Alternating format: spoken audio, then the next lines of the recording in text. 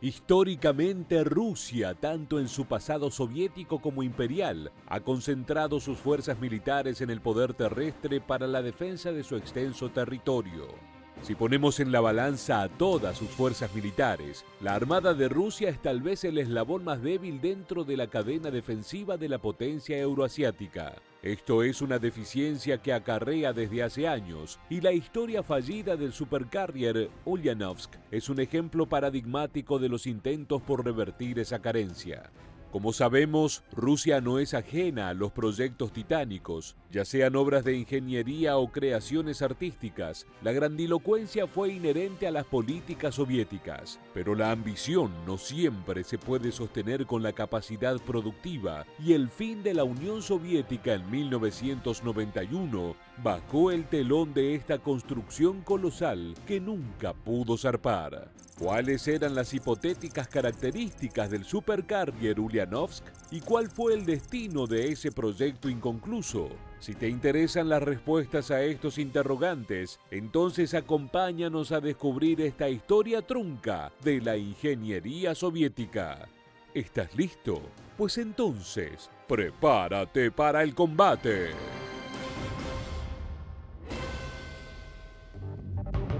Como señalamos al principio, la Unión Soviética nunca se caracterizó por tener una armada especialmente poderosa, pero con la Guerra Fría la potencia socialista se planteó como objetivo convertirse en una nación con fuerte presencia marítima. A finales de los 60, la industria marítima soviética desarrolló los primeros esbozos de un supercarrier nuclear. El nombre de dicho proyecto fue 1160 Orel, que significa águila en ruso, y se trataba de una nave de 80.000 toneladas de peso, que debía contar con múltiples catapultas para aviones y la capacidad para transportar 50 aeronaves. Todo en línea con el concepto soviético de crucero de aviación pesada, que refiere al gran tamaño y la enorme capacidad de transporte de naves de combate. Si bien se tomaron como ejemplo los carriers norteamericanos, también contaba con diferencias respecto a sus pares occidentales, principalmente la gran capacidad de fuego del transportador, ya que contaba con 17 misiles antibuque P-700 Granit con un peso de 7.000 kilos por unidad. Pero a principios de los 70, el proyecto fue abandonado por los costos que implicaba y por el éxito de prototipos menos ambiciosos y más pequeños como los carriers convencionales Kiev. Otro factor fundamental fue la muerte del ministro de Defensa, Marshal Grishka, quien era el ideólogo y principal actor en el proyecto. El Ministerio de Defensa quedó a cargo del mariscal Ustinov, quien no compartía las prioridades marítimas de su predecesor y consideraba a Orel un gasto desmedido e innecesario. Pero este no sería el último capítulo en el afán del gobierno soviético por reforzar su armada.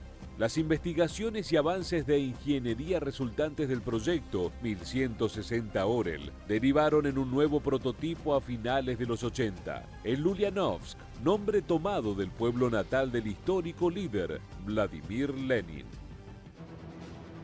Se decidió que para cumplir satisfactoriamente con las ambiciones navales de la Unión Soviética y para transformar la flota en una de las más poderosas del planeta, el Ulyanovsk debía poder competir con los carriers norteamericanos más poderosos. Esto era a la vez un esfuerzo de ingeniería y un desafío ideológico para toda la nación.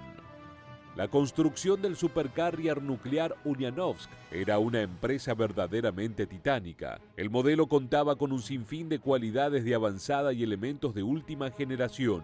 La nave sería impulsada con el poder de 4 reactores nucleares KN-3, que le darían una velocidad de unos 30 nudos con la capacidad de transportar unos 3.400 marineros. El peso estimado era de 85.000 toneladas, con un largo de más de 300 metros. El Ulyanovsk debía llevar cerca de 70 aeronaves, principalmente un combinado de cazas Su-33 y MiG-29K. También contaría con armamento propio en la forma de misiles P-700 heredados de su antecesor Orel, a los que se sumaba un sistema de misiles tierra-aire para defensa ante helicópteros. Otra innovación importante eran las catapultas de vapor pensadas para que la embarcación pudiera poner en el aire a naves completamente cargadas, algo que no posee ni siquiera el general Kuznetsov, el único carrier ruso actualmente en actividad. Esto pone en perspectiva lo avanzado e importante que era este proyecto para la Armada de Rusia. Esas catapultas de vapor se llamaban Mayak y fueron diseñadas a medida para el supercarrier. Los diseñadores del Ulyanovsk pensaron en incluir 3 grandes elevadores capaces de movilizar 50 toneladas de peso para mover las aeronaves desde las plataformas internas a la parte superior desde donde eran eyectadas. Además, el Ulyanovsk debía llevar consigo helicópteros para misiones de rescate y misiones antisubmarino. Los problemas surgieron de inmediato. Al no tener una tradición de construir y utilizar naves de este tipo, el aprendizaje se tomaba a partir de los errores. La construcción comenzó en 1988 y se llevó a cabo en el antiguo astillero del Mar Negro en Ucrania, usualmente llamado Astillero Sur 444 de Nikolayev.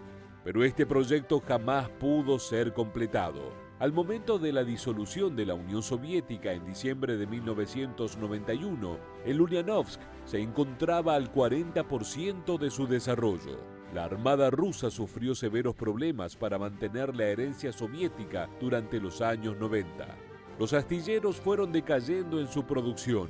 Las naves tenían fallas de mantenimiento y hubo un deterioro generalizado en las fuerzas militares. Poco tiempo después de la caída de la Unión Soviética, el gobierno de Ucrania recibió una oferta de una compañía noruega para construir varias naves en el astillero del Mar Negro. El mismo estaba aún ocupado con el esqueleto inconcluso del supercarrier, así que Ucrania vendió ese material como chatarra para fundición. Años de investigación, cientos de trabajadores y el sueño de una potencia entera convertidos en metal desechado. Pero, ¿por qué la Unión Soviética estaba tan empecinada en contar con un supercarrier? Siendo una fuerza predominantemente marítima, los Estados Unidos se apoyan en los CSG o Carrier Strike Groups como su principal herramienta de proyección espacial. En contraste, la Unión Soviética era una potencia predominantemente terrestre que requería de su infantería para asegurar sus vastas fronteras.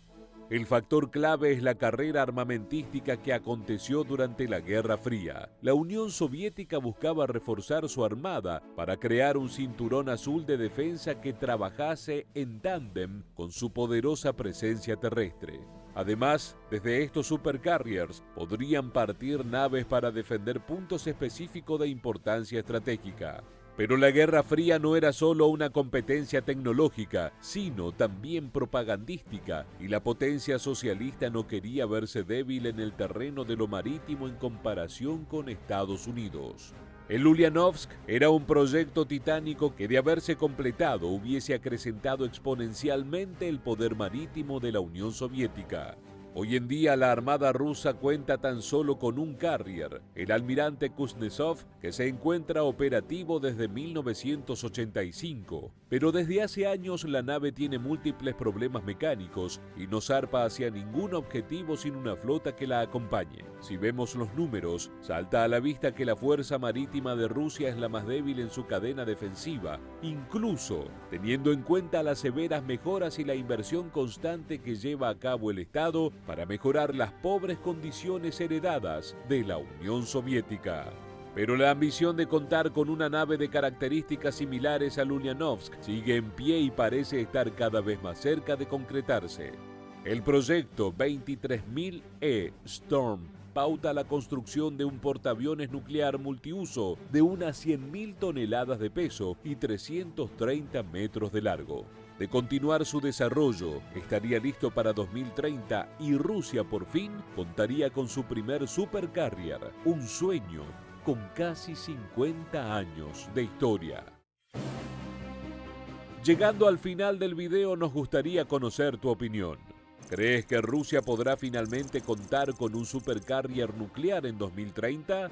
Déjanos tu opinión en la bandeja de comentarios y no olvides suscribirte a nuestro canal. También recuerda seguirnos en Facebook e Instagram para seguir conociendo todas las novedades del mundo militar. Muchas gracias por acompañarnos hasta el final y permanece atento a nuestro próximo video.